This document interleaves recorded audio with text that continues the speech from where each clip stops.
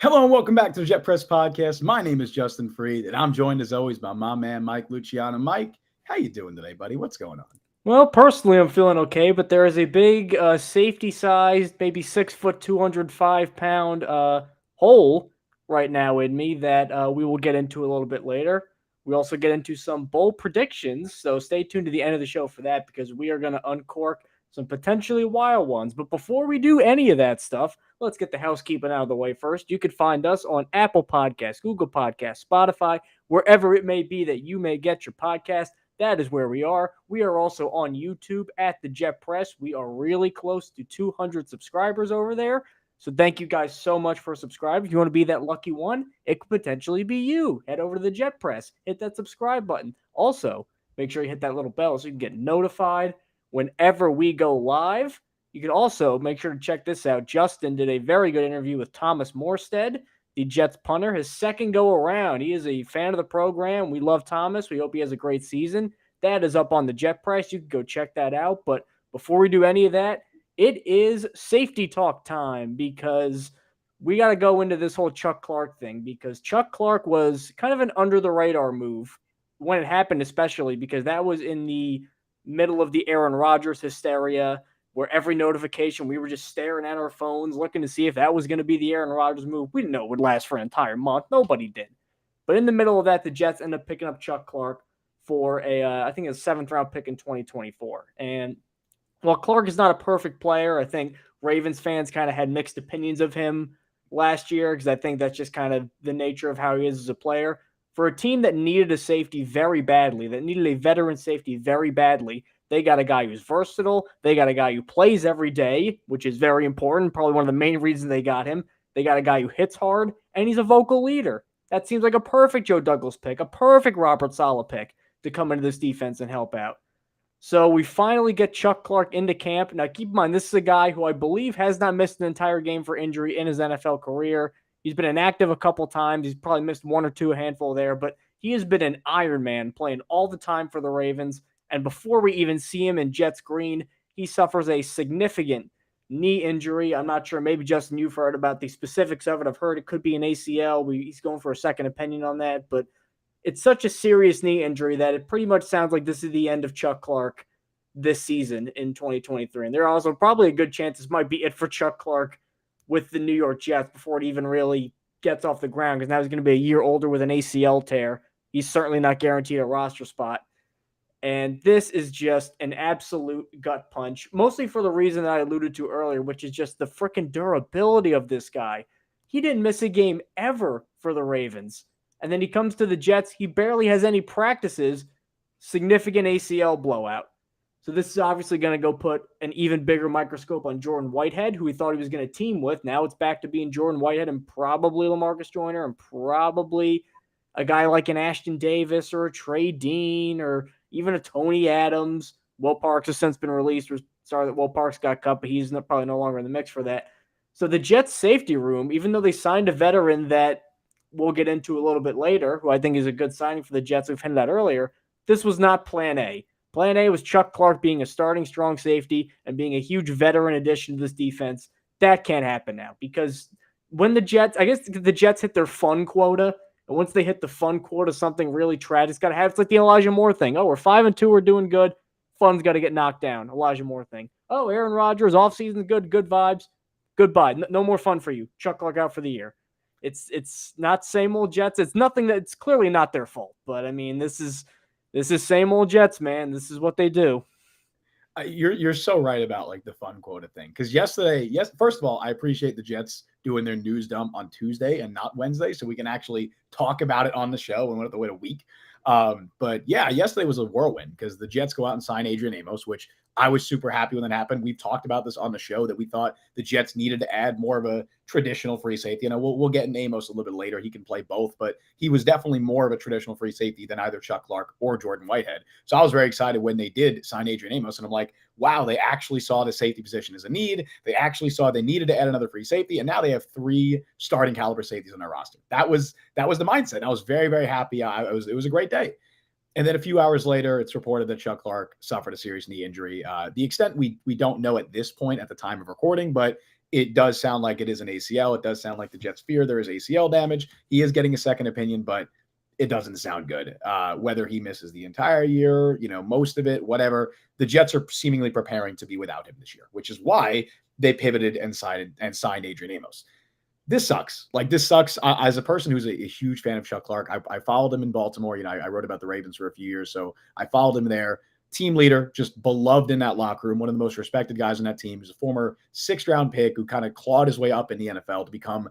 He wore the green dot in Baltimore. He was their defensive play caller. Like you said, he hasn't missed a game due to injury in his entire NFL career. He's played over 1,200 consecutive defensive snaps. He's missed 2 games ever, which was one his rookie season. He was a healthy scratch one early game. And then in 2021, he missed a game due to COVID. That's it. He's never had any kind of injury, let alone to this extent in his career. And it sucks. It sucks that unfortunately in June, it seems as though his season might be over and the Jets lost a damn good starter. Because we talked about this literally on the show last week where we were saying the best or our favorite moves that the Jets made this offseason. And aside from the Aaron Rodgers move, my favorite move was the Chuck Clark trade. Literally a week ago at this time, I was raving about the Chuck Clark trade and how I thought it was a great move for the Jets. And I think legitimately, I thought, and I still do think that Chuck Clark is the best safety on the Jets roster right now. I think he's better than Jordan Whitehead. I think he's better than Adrian Amos. So this is not a small, development by any means.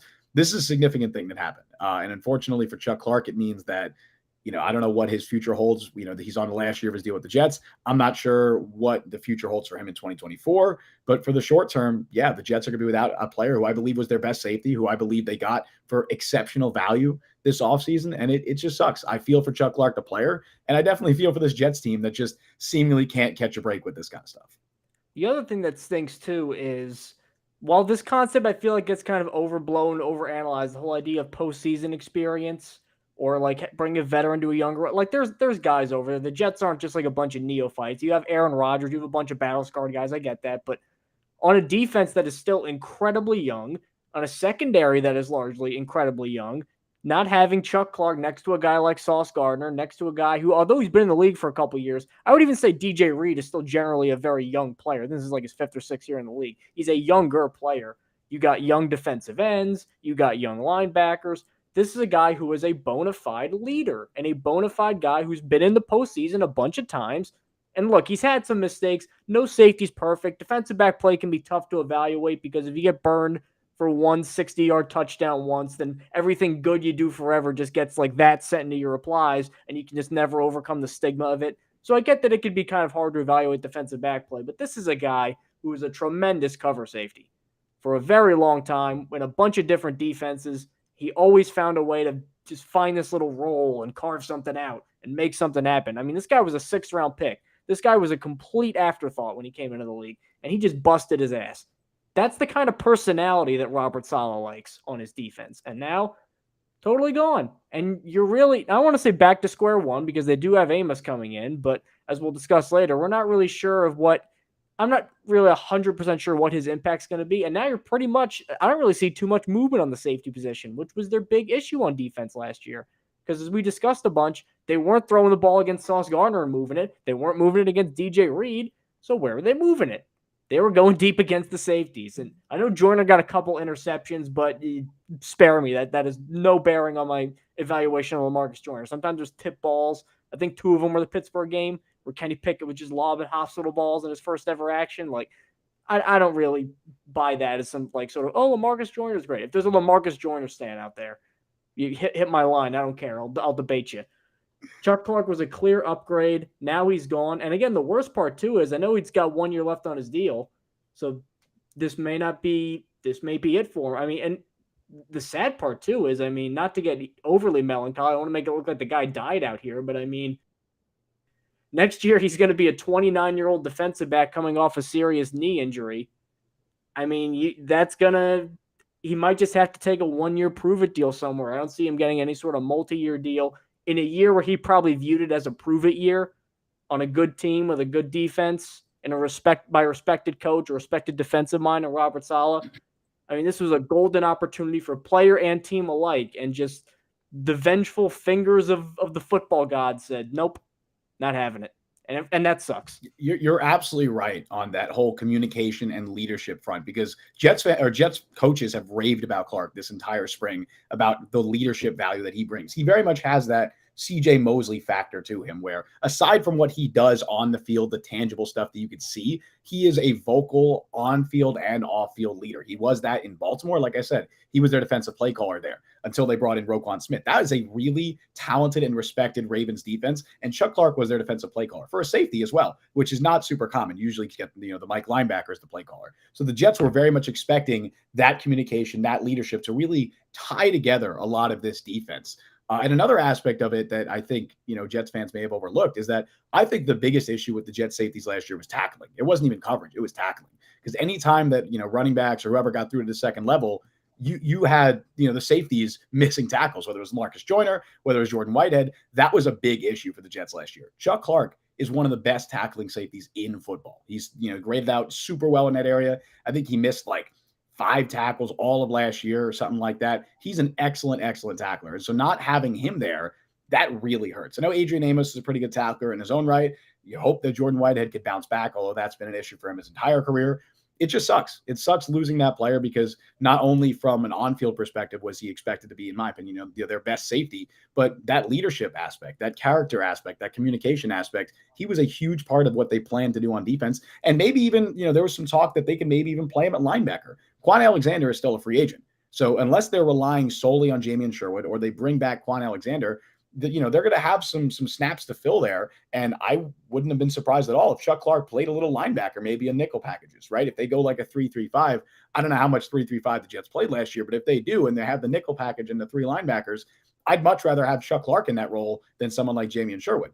You can't do that now. I don't think they're playing Jordan Whitehead down there, and I don't think Adrian Amos is playing down there either. So Amos isn't necessarily a direct replacement for Clark, even though he's going to have to fill that role. I just don't think he can fill what exactly Clark was going to do, which that's a shame. You're just not going to get a guy that can fill that role in June. So it hurts for the Jets. It sucks so much for Clark. Like you said, it's just brutal. It's brutal losing any player due to injury in June, let alone a guy who you were relying on heavily.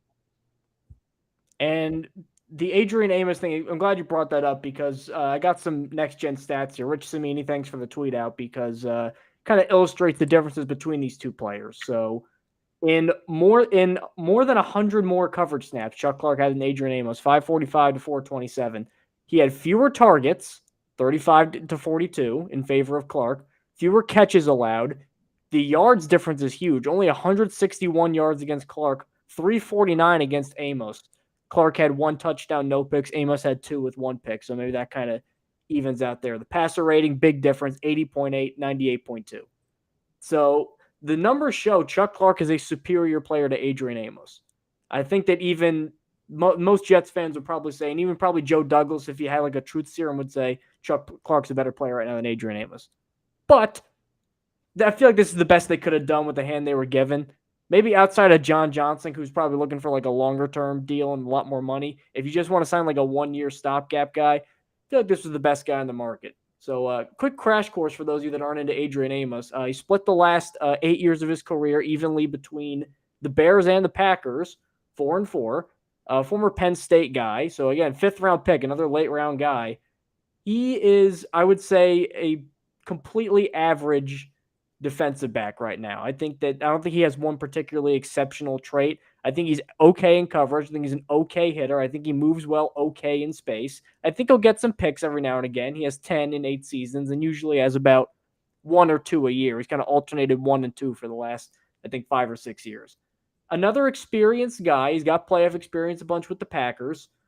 He's a lot more risk reward than Chuck Clark. Like, there are a lot more big plays, as we established via the yards stat over there, going against Adrian Amos than Chuck Clark. So you're just going to have to deal with that when you play as Adrian Amos. And again, he's an older defensive back. Last year, particularly, even though he had a lot of tackles, was not his best season. I think the Packers really didn't think too hard about bringing him back. I think they knew it was time to move on from Adrian Amos. So all of that does not make it sound like the most attractive piece.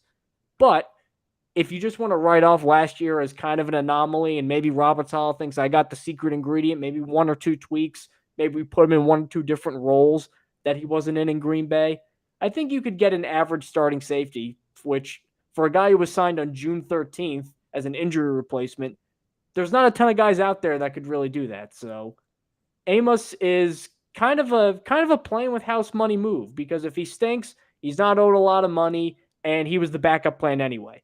So it's really not some great referendum on Joe Douglas or some referendum on Robert Saleh's, talent evaluation ability. It's them trying to plug a hole. And then if it works, great.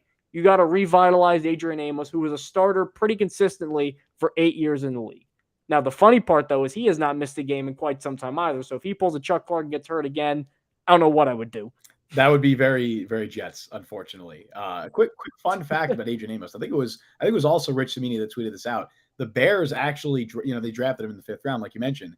They used the pick that they got in the Brandon Marshall trade. So this is sort of a little wow, circle, okay. Just throwing that out there. I think it was Rich Cimini. Shout out Rich Cimini who pointed that out. But yeah, Adrian Amos, up until last year, I would have said he was one of the most consistently good and above average safeties in the NFL. There were a couple of years where he was genuinely a great safety. I think he really helped change, because there was that one year the Packers spent a ton of money on defense. He was one of the big additions. He helped change that defense after years of being awful. Sure, because that was the same year, I believe. Him, Clinton Dix was also a free agent or something like that. It's something like I think that was LaFleur's first year. And they brought in Amos to Green Bay, and he's been really, really good in with the Packers for the last few years. Unfortunately, like you mentioned, he's coming off a disappointing year. Now, I'm not going to pretend that I've watched every Adrian Amos snap in Green Bay, because I haven't. I've seen the numbers. I've seen some clips. But I want to point out that there's another interesting aspect of this, because you mentioned the scheme. Packers fans, if you talk to Packers fans at all about their defense over the last couple of years, I'm about done with talking to Packers fans after the last month. Well, let's stop talking about Rodgers. We're talking about their defense, right? If you talk to any Packers fan about their defense, a lot of them will not have many kind things to say about their current defensive coordinator, Joe Barry. Now, Joe Barry took over for former Jets defensive coordinator Mike Pettin. Mike Pettin was let go. That was, again, Matt LaFleur came in and kind of changed some things around. They didn't renew his contract. Pettin had Amos and Darnell Savage, the other Packers starting safety, playing some really, really, really good football. And then after Barry took over, a lot of players in that defense regressed, Amos included. Now, he was still not bad in 2021, but he wasn't as good as he was before that. And Savage has, seen his career kind of tank since then. So maybe that plays a part in it. Again, I haven't watched all of Adrian Amos' snaps, so I can't say that definitively, but I think that could play a role in this. Amos is a very versatile player. He has plenty of experience playing both free safety and strong safety. He did play more snaps at free safety than strong safety last year, but he can definitely do both. I think with the Jets, he'll probably fill more of that traditional free safety role, but I don't know if the Jets are even really concerned about that, given that they were prepared to go into the year with Jordan Whitehead and Chuck Clark anyway as their 2 safeties. So I think that they're kind of just looking for versatile safeties who can switch, and Adrian Amos is that guy. I think, you mentioned him. I think I would have preferred John Johnson. I don't know what his contract demands were looking like. I don't know what he was asking for, but I think that John Johnson is just a better overall player right now, given that I have concerns about how bad Amos was last year, because he was genuinely not good. I liken it a little bit to, and I don't take this the wrong way, but I liken it a little bit to LaMarcus Joyner signing, where they're getting a guy who's kind of an older veteran defensive back who's coming off a bad year. In Joyner's case, was coming off a couple of bad years where he was playing nickel for the Raiders, where he should not have been doing that. And they're hoping that they can get the pre-bad form of him. Where in Joyner's case, he had some really good years with the Rams. He was a really good player. Amos was great with the Bears, had some really, really good years with the Packers, and then is coming off a bad year. So I think the Jets are seeing Amos, and they're kind of hoping that in their scheme, they can maximize his talents a little bit more. They're hoping that last year is not necessarily a sign of things to come, because even though, what is he? Is he 29 right now, 30? Adrian Amos. He just turned 30. Yeah, he just turned 30. Happy birthday, like 2 months ago. Yes, happy birthday, Adrian. My birthday's tomorrow, by the way. Haha. No, happy birthday, Justin, too. I think that they're hoping that it's not a sign of things to come. He's not necessarily old. Like, he's not like he's 33. So I'm not sure if his decline last year was necessarily because of age, or if it was just a bad year, or if it was because of the scheme. I would like to dive more into that. I'd like to watch more of his tape. Haven't had the chance to do that yet. But I think that's kind of what the Jets are hoping for here. And that's the best they could do really at this stage, like you said, unless they went out and signed John Johnson, which, by the way, I would not be opposed at all if the Jets wanted to sign John Johnson still after heading Adrian Amos. I don't think they're going to do it, but they totally should. Getting back to the whole Joe Barry point that you make, I thought was interesting. So what you're telling me is the guy who was the defensive coordinator of the 2008 0-16 Lions and then tried to revitalize his career with the Jay Gruden, at the time, the Redskins, now the Washington Commanders. You're telling me that guy was not a good defensive coordinator and play caller? And if you ask Packers fans, I don't think so. They don't like him very much. Man, that's got to be torture, watching those 0-16 Lions as a Packers fan, and then you go, we think the guy in charge of that defense, like the worst defense ever, he'll fix everything. So I'm glad you brought up Joyner. I think it's slightly different, though, because I think Joyner was more of a complete dart throw, because there were a bunch of bad years stacked on top of one another for LaMarcus Joyner. I think his prime was so much farther away. And again, just physically, he's what, like a 5'8" safety? I mean, there really aren't that many guys like that anyway. And the few ones that have been out there, they really haven't aged that well. Like, how many 5'9" safeties keep playing that long and keep playing at a high level that long? Adrian Amos obviously did not have an amazing year last year. Otherwise, I think he'd still be with the Packers probably. But we've seen better play from Adrian Amos more recently than LaMarcus Joyner. So I think it's less of just, let's take this guy, let the chips fall where they may, or he's going to play. If he's great, then he's great. If not, he's going to be the weak link in our defense. That's, I think, how they viewed LaMarcus Joyner. Adrian Amos, I think, is more of a ready-made difference maker. It's interesting too, because Amos actually had a decent market. I don't know what John Johnson's market is right now. I haven't heard anything about it. The Ravens brought Amos in for a couple of visits. The Packers were still interested. In fact, from what we've heard, the Ravens were nearly going to sign Adrian Amos. He had his second visit with the Ravens on Monday. And generally, when a player visits with a team for 2 times, they're probably getting close to some kind of a deal, or at least they're very much thinking about it. The Jets kind of came in and realized that they had to act quickly, and that's why they signed Amos. But Amos has had a deal, and like you said, the Packers, even though he had a bad year last year, the Packers were still interested in bringing him back. And if you talk to most Packers fans, they'll say that Adrian Amos is still a really good player, even though he's coming off a down year. So he definitely had a market, maybe even more of a market than John Johnson. Maybe this is a case of like DeAndre Hopkins, where the NFL is just not as high on a player as we seemingly are. But it is interesting that he did have a market, and that the Jets kind of had to, act quickly there. Well, I just think that goes to show the attractiveness of the Jets, and that the rest of the league is like, Adrian Amos could have taken a 1-year, $4 million deal anywhere. I think the fact that he went to the Jets is like, all right, I believe in the Jets, which is it also comes down to obviously playing time. Like in Baltimore, he was going to be a third safety. He wasn't going to be they have Marcus Williams, they have Kyle Hamilton, so he wasn't going to start there. With the Jets, he's going to start now because Chuck Clark's out. So I think that plays a part. But also, hey, it's another former Packers player. He's playing with Aaron Rodgers. He's playing with Nathaniel Hackett, with Alan Lazard, with all those guys that they got. I believe, I counted it yesterday. They have 9 former Packers on their roster right now. And if you include Hackett, so 8 and a coach, which 2 of those are like Malik Taylor and Adam Pankey, who were on the practice squad last year. So that really shouldn't count too much. But obviously you got, Rodgers, Lazard, Cobb, Billy Turner, all those guys now Adrian Amos. There's a ton. Now, those are some kind of questionable moves by Joe Douglas, like bringing in all the Packers, but some of them are some good Joe Douglas moves, because Joe Douglas, in my opinion, can be kind of an all over the place general manager, because I was not the anti-Joe Douglas camp for all those last couple of years, but I think my theory was like, all right, like it's been 4 years. Like, can I get like a winning season? Like, I don't think that that's crazy to end. Like, not every GM gets 4 years kind of thing. Like, I know he got dealt a crappy hand, but other GMs get dealt a crappy hand and win quicker than that. Like John Lynch, I think, is a good example of that. He did that.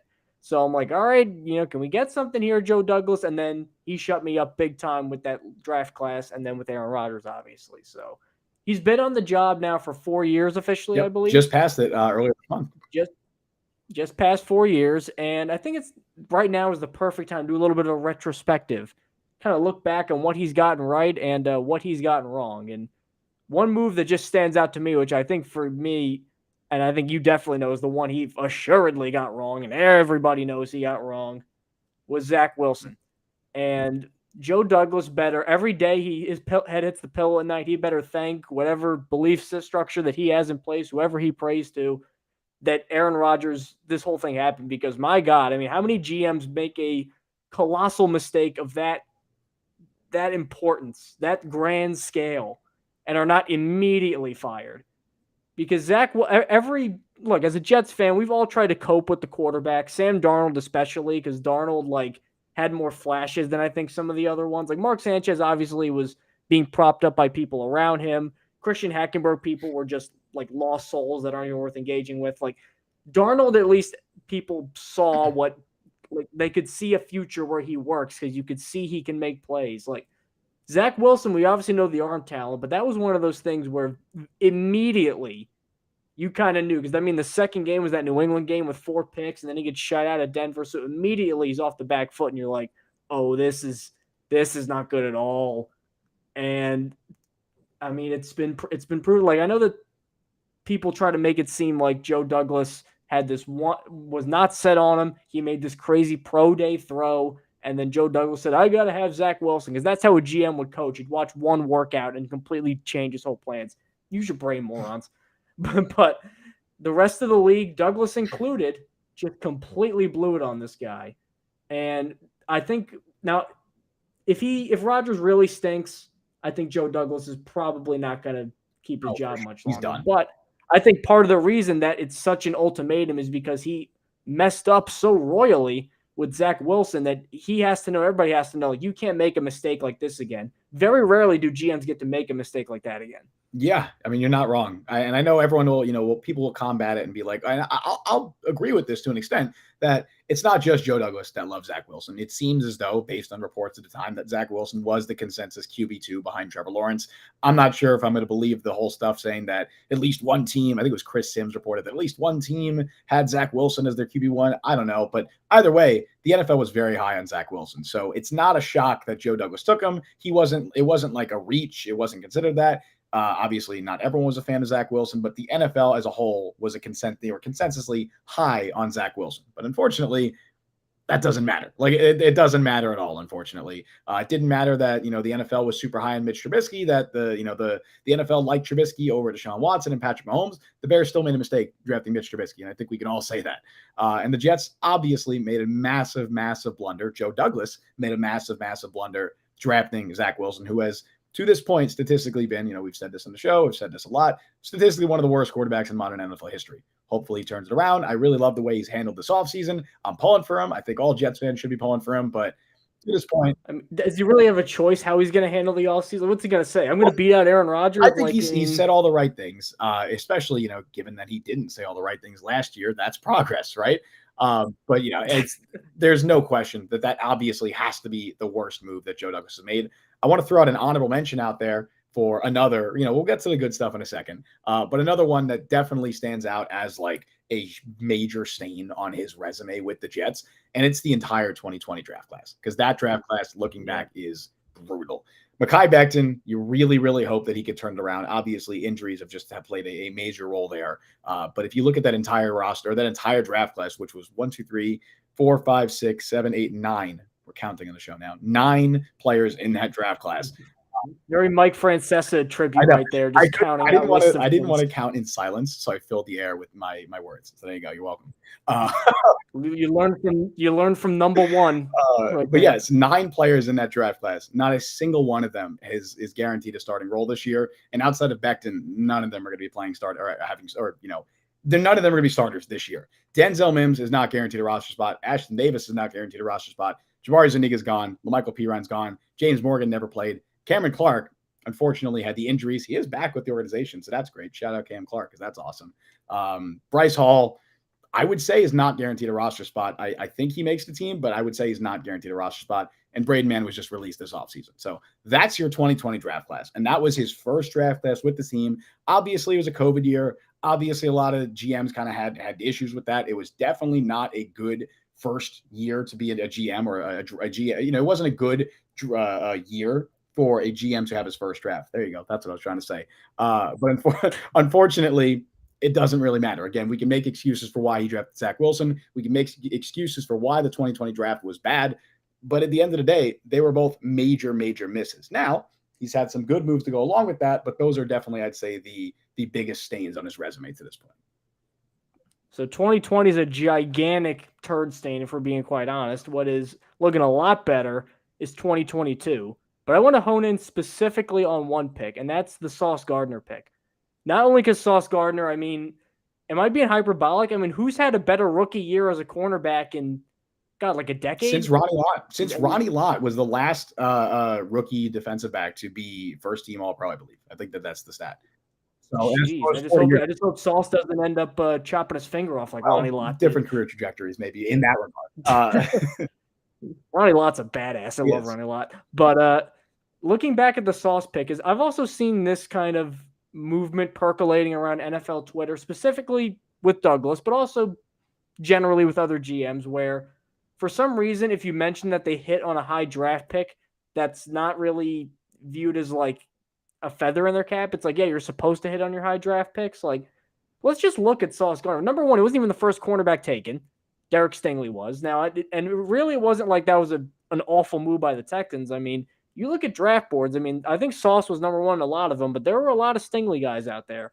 I mean, Stingley was the top recruit. He played at LSU. He had all the hype behind him. Like, that was not a no doubt thing. And then also, like, look at the beginning of the year, those early mock drafts. I mean, Sauce was like a late first, early second round guy. They were still calling him a mod back then. He wasn't even Sauce yet. So this was not a guy who like was a dominant high school guy and just had 3 years where you knew he was going to go in the first round. Like he was like a top 24/7 guy. That wasn't who he was. That was good GMing by Joe Douglas. He could have took a receiver at 4. He could have taken like Kayvon Thibodeau, good player. Didn't have the year Sauce Gardner had. He could have taken him at 4 and then just prayed and hoped that they fell a little bit. But he said, you know what? This is the guy that Robert Saleh needs to complete his defense. And you know what? Best rookie season the cornerback has had, I think, in a decade. I remember Revis was close, I think. I remember Champ Bailey, too. Like, when he came in, was like immediately, okay, Champ Bailey. Well, Marshawn Lattimore. Marshawn Lattimore. Now, Sauce was better than Marshawn Lattimore. He was really good, Lattimore. Just throwing him out there. He was. God, that was the Corey Davis year. That was right after him, I think. Because he went to 11, I think, Marshawn Lattimore. That was like crazy Saints draft class. That was Ryan Ramczyk, Marshawn Lattimore, Alvin Kamara, Marcus Williams. I mean, God, if they won a Super Bowl with that would have been like top 3 ever. Dare I say shades of the 2022 Jets draft class. I mean, maybe because there's a Garrett Wilson there. There's a Breece Hall there. There's a couple other guys at the back end of the roster percolating around, but none of it would have been what it was. Would not have been as highly regarded or as heralded as it was if they didn't get Sauce Gardner and he didn't play like an all-pro corner immediately. For sure. And I'm so glad you said that about it not being like a slam dunk, obvious, no doubt pick, because I would say if you took every mock draft from that time, you know, from the days leading up to that draft, more people had the Jets draft than Kayvon Thibodeau than Sauce Gardner. And I'd say more. I did. Actually, I had them taking Sauce at 10, if you could imagine that, but I had Kayvon at 4. I'm pretty sure I did as well. And I was at that time, I was like, I'd be happy with Thibodeau or Sauce, but I'd lean Thibodeau. I was like 1A Thibodeau, 1B Sauce. That was kind of where my mindset was at. And now looking back, I mean, no disrespect to Thibodeau, who did have a very good rookie season, and I think he's going to have a really good career. But given what Sauce did and how incredible he was, like unbelievably incredible, it seems like a no doubt pick, but it definitely wasn't that at the time. You're 100% right there. That entire draft class, I wrote that down. That was also my I think the best move that Joe Douglas has made. It's not one move. I think it's all the moves. Obviously, the Sauce Gardner pick is the home run pick. That is the star of that class. But he drafted a guy, Garrett Wilson, who had the best rookie season in of any receiver in Jets history. He had 1,100 yards with the worst quarterback play in the NFL. So that's a home run pick right there. Traded up for Breece Hall, which that was a move that nobody really saw coming at the time. That's another one of those where it's not really a no doubt pick at all. In fact, there were a lot of critics, we've talked about them on the show, that were saying, oh, the Jets traded up for a running back. Well, Breece Hall, they should have taken Malik Willis, right? Who now might not even make the Titans roster. Who knows? But Breece Hall, in the obviously limited action last year, was one of the best running backs in football. He was top 10 in scrimmage yards when he got hurt. And that was with just playing 4 games with over 50% of snaps. He wasn't even the lead back at the start of the season. So that's crazy. Breece Hall is great.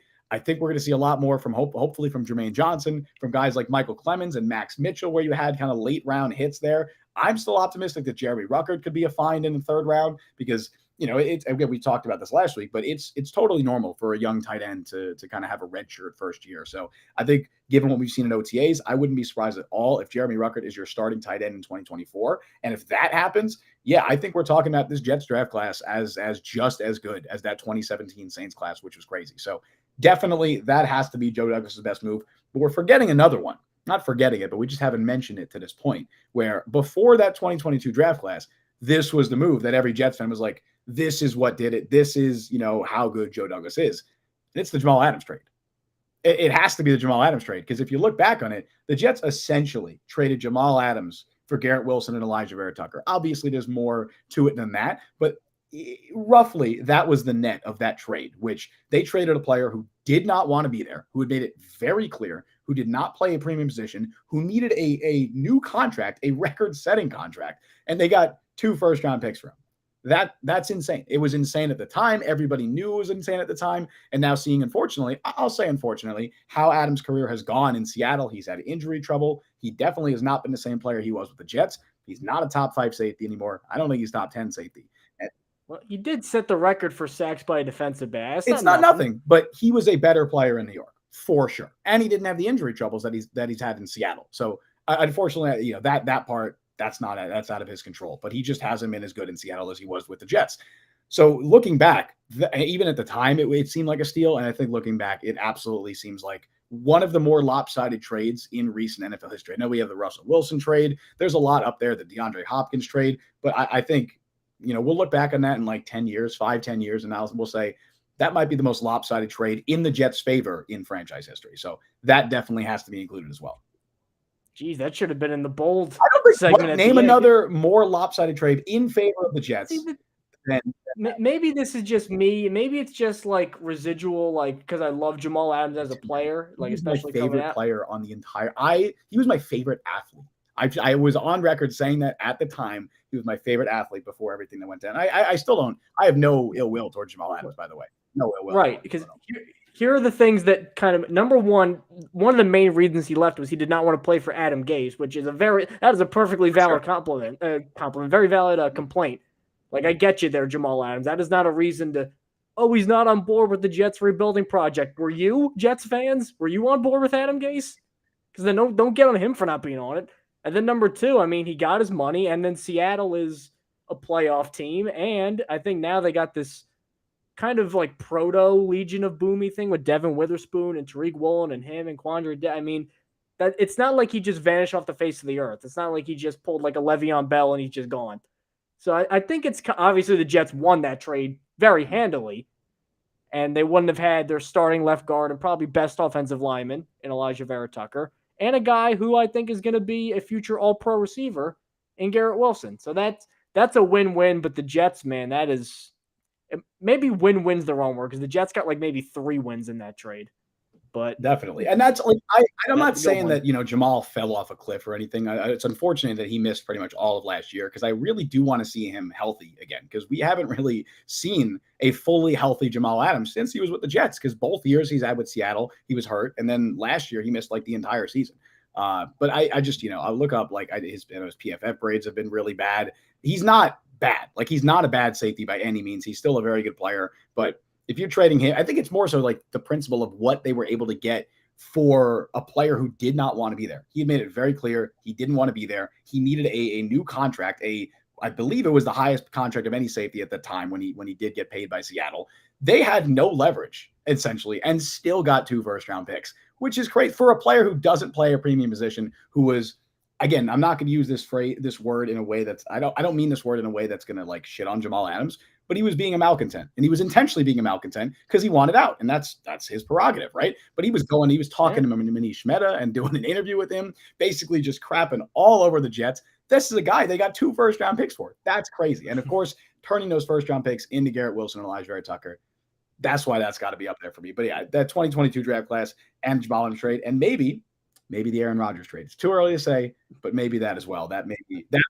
I'll object to Jamal interviewing with Manish. That is something that you can get on him for. Other than that, I don't know. But let's go and head to the big closer for this week's show. Thank you guys for tuning in, because we got some pretty spicy predictions. It's that time of year where you could just survey the roster and say, you know what, I'm feeling really good about the Jets. Let's just let the takes fly, because I'm feeling that this roster can really make some noise.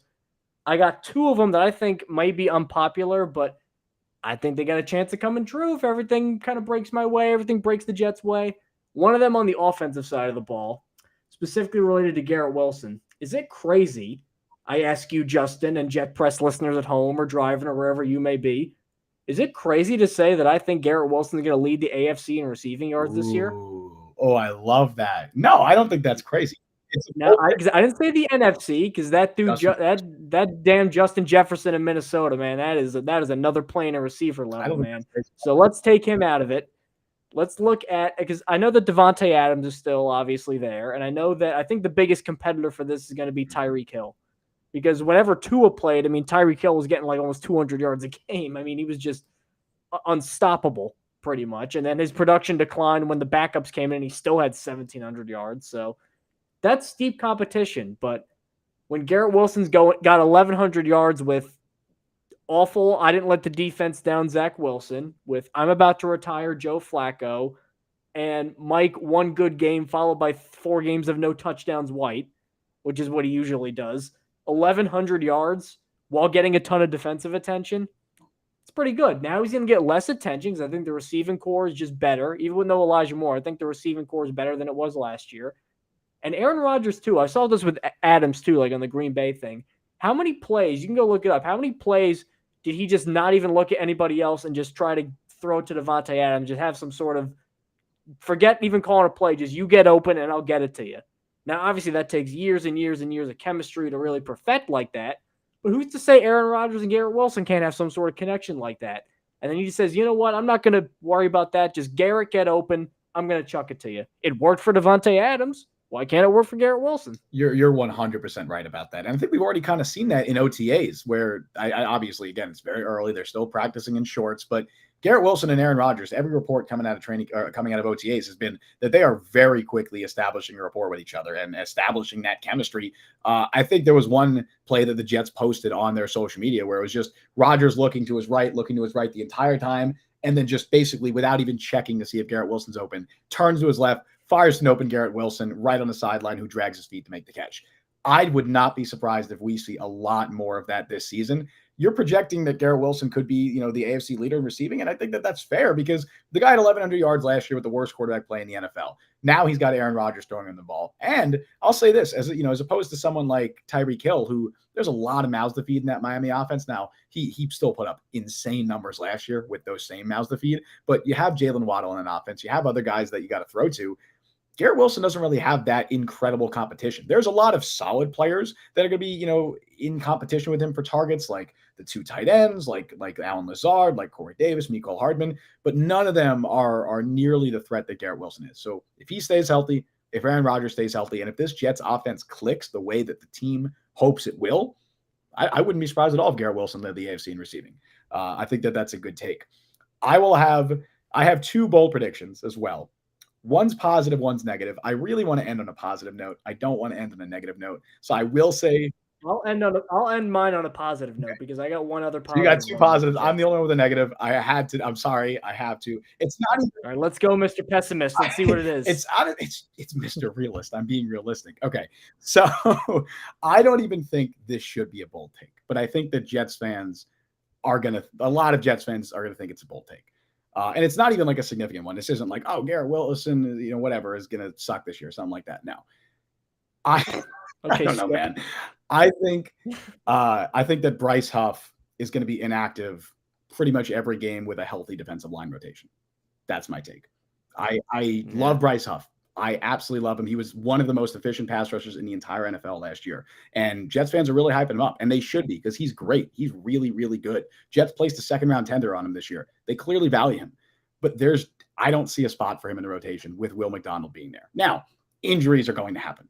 I'm not saying Bryce Huff is not going to play in 2023 because injuries will happen. They will likely happen before the season starts. It's bound to happen. The Jets were super lucky with defensive injuries last year.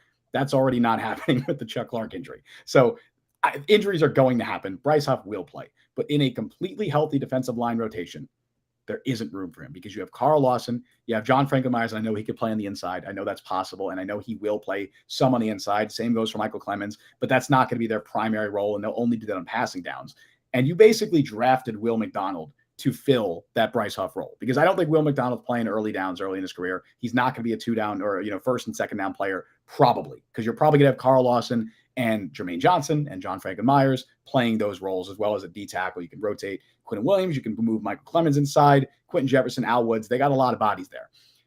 Will McDonald is basically taking Bryce Huff's role. And if Will McDonald's healthy, I don't see where Bryce Huff has a role. I don't think he's active at all on game days. And I said this like a couple of days ago on Twitter that he might, I was like, I forgot, it was some tweet about Bryce Huff being inactive. And I was like, I'm going to be really upset if this happens. It's going to happen. And I remember when the Jets drafted Will McDonald, I also tweeted that out and I got a lot of backlash. I think it was even Damian Woody replied to me and was like, and I love Damian Woody. I love D Woody. He's the best. Yeah, Woody's the awesome. best. But he was just like, they didn't, play. They value him too much for that to happen. I forget exactly what he said, but he was basically saying that's not going to happen. I just don't see a world where in a fully healthy defensive line rotation, he's active. That's my take. I don't think that's a bold take, but it's a take that unfortunately I think a lot of Jets fans don't want to hear. I don't want to say thankfully, but injuries will happen. So I assume he still will play. And when he does play, he should still be really good because he was great last year. But that's my take. I just don't think Bryce Huff is active in a fully healthy defensive line rotation. No, I could buy that. I could buy that just because, like, Huff is a limited player, a good player, but a limited player. Just physically, there's only so much he could do. And again, you brought up McDonald. It does seem kind of like a like-for-like replacement. I guess the Jets just don't value Bryce Huff like we do. Otherwise, they want to use a top 15 pick on the guy who is the target of my second bold prediction. This one's going to be really bold, and you're going to call me a loony nutcase for it. I probably won't use those exact words, but yeah. I will say, excluding Will Anderson, Will McDonald will have the most sacks of any rookie. Ooh. Excluding Will Anderson. How many are you thinking? I'm going to say probably in the 7 to 8 range. Wow. I think is what Will McDonald's going to get. Because as we brought up before, this point is, I know that they brought it up on draft day and stuff like that. It's really being minimized, the fact that they had him playing the 4i at 235. Quentin Williams plays the 4i like regularly. And they had Will McDonald, who's like 80 pounds lighter, playing that. How the hell is he supposed to get gaudy sack numbers? When they put him on the outside, you know what? He did. Double-digit sacks in back-to-back years. He reminds me a lot of Carl Lawson in his rookie year with the Bengals, where Carl Lawson, again, was a 4th-round pick. He had some injury problems. He was probably more talented than that. He just fell a little bit. He got in this situational pass rusher role. What do you know? 8 sacks. And if you look at the draft this year for 2023, like obviously I think Will Anderson is one of the best edge prospects to come out in a while. And in any year where a quarterback wouldn't go number 1, he is a very clear number 1 pick. He's just, in my opinion, a freak, like a Myles Garrett prospect. So I'm going to exclude Will Anderson from this debate. If you look at the guys who went in 2023, I mean, Tyree Wilson is a guy who is a good player. I think he's very raw, and for how big and strong he was, I know he got double teamed a lot. He didn't really light things up at Texas Tech. I think he was more like a 7-8 sack guy at Texas Tech. So I think that there could be a little bit of an adjustment for him. Lucas Van Ness, I just didn't love as a first-round guy. I thought he was a second-round guy. Thought they overdrafted him a little bit. And I think with their rotation, Van Ness probably isn't going to get a ton of snaps early on. And then you go down the more. I mean, Kalijah Cansey's on the interior. Maisie Smith, not a pass rusher. Miles Murphy, Felix Anudike-Uzomah, okay players. Not guys that I think are really going to be in that 7-8 sack range, mostly not only because of them, but because how the rosters are laid out. If you get Will McDonald in that Bryce Huff sort of role and just let him fire off the edge, why couldn't he end up with 7-8 sacks? I think he's a better pass rusher than Jermaine Johnson. I know Jermaine only had 2.5, but I mean, why couldn't he do that? He's built perfectly for, I think, the role Robert Saleh wants to put him in. They wouldn't invest a guy who, if Aaron Rodgers plays all the snaps he's supposed to play and they lose that pick, he's going to probably be the only first-round pick they have in 2 years. That makes it one of the most valuable picks the Jets have had in quite some time. They're not going to use that on a guy who's going to compete with it. They're going to create all sorts of ways to get Will McDonald on the field. So I think that's going to help inflate the numbers. You know, when you first said that prediction, I was like, that's really bold. I'm like, I don't know if he's going to be able to play enough for that. But then you start listing off. You're right. The guys in this draft class, outside of Will Anderson, there's not really a slam dunk home run guy who's going to get a bunch of sacks this year, because Tyree Wilson, you know, he's another guy who's a work in progress. I even think Lucas Van Ness, to an extent, is a work in progress. And like you mentioned, he didn't start in college. Exactly. And he's also, like you mentioned, not going to get a ton of snaps necessarily right away in that Packers rotation. Kalijah Cansey, Felix Anudike-Uzomah, Miles Murphy. Like, I look at those. Foskey with New Orleans, second rounder. And I'm like, I'm looking at it and I'm like, you know, you might be onto something here. I don't know if he's going to get 8 sacks, although obviously if he really finds his groove in those like 25 to 30% of snaps that he's playing, maybe he does. I think Bryce Huff last year played like 20% of snaps. So if we're projecting that he plays a little bit more than Huff, then maybe he'll play like 25, 30% of snaps. Maybe he does find his groove, and maybe he does get into that like 6, 7, 8 sack range, because that would be great. Oh, I got a tickle in my throat, baby. Hold on.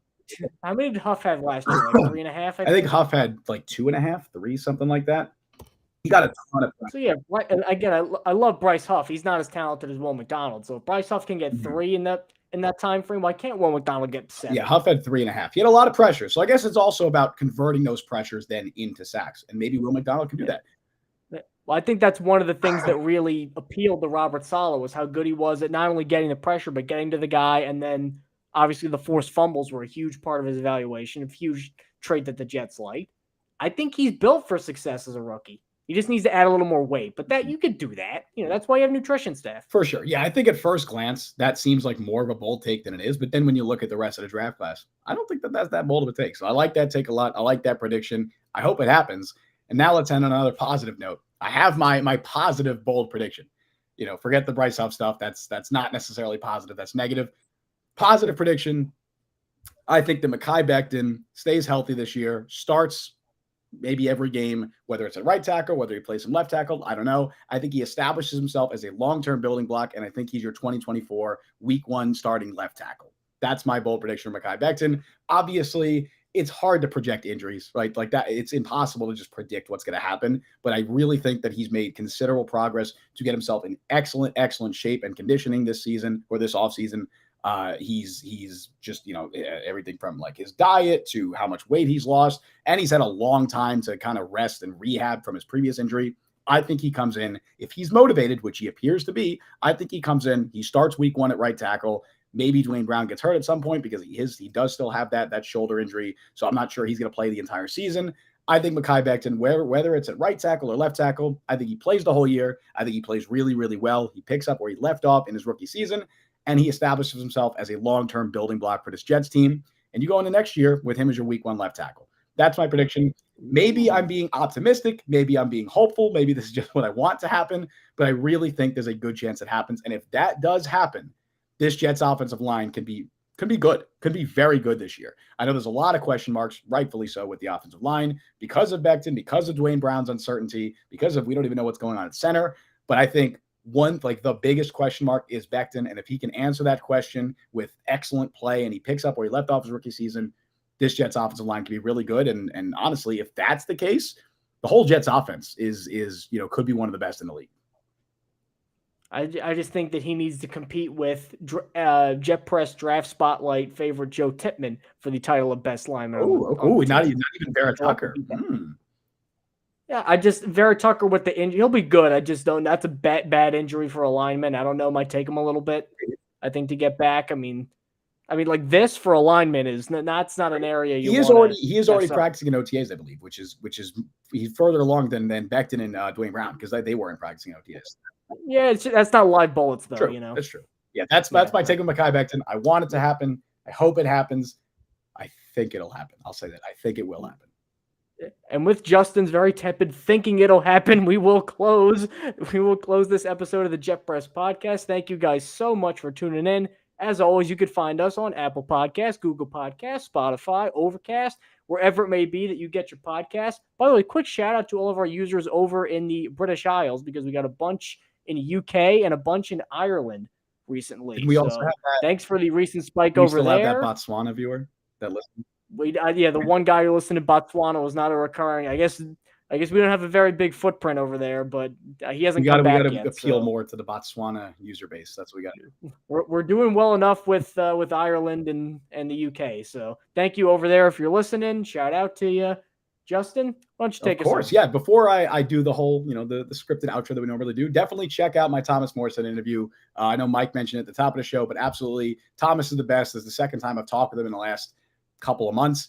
We just talked a lot about what he's seen so far at Jets OTAs, his takeaways from Aaron Rodgers, some quotes about Sauce Gardner, Garrett Wilson. It was a great time. Really cool interview. Definitely recommend checking it out. And with that, thank you all for joining us on the show today. You can follow Mike on Twitter at @ByMikeLuciano. You can follow me on Twitter at Justin T. Freed. Follow the Jet Press at the Jet Press. Download the Jet Press podcast wherever you get your podcast. Apple, Spotify, Overcast. I'm going to shout that out every time if I remember. Also, check us out on YouTube. Subscribe, hit that notification bell. You guys know what to do at this point. We stream live every Wednesday at 3 p.m. Eastern Time. Thank you all for listening to the Jet Press podcast. I've been Justin Freed. That's been Mike Luciano. See you guys next time. See you folks next week.